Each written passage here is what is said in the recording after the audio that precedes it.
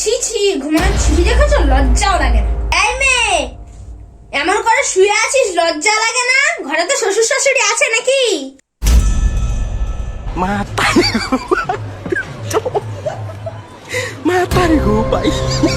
ওই দেখো, দুপুর করে শুয়ে পড়লো, বলি লজ্জাও লাগে না? ওই মেয়ে, কথা কি কানে যাচ্ছে না? দুপুর করে শুয়ে পড়লে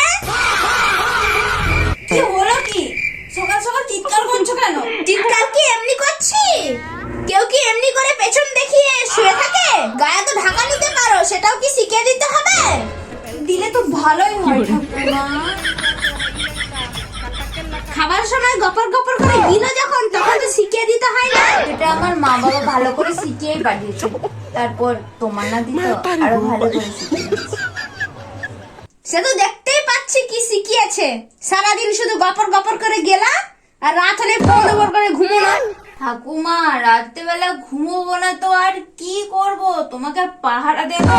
ওইসব ছাড়ো, বাদ দাও। আমি বলি কি, অনেক রাত হয়েছে, তুমি ঘুমোবে যাও আর আমাকেও ঘুমোতে দাও।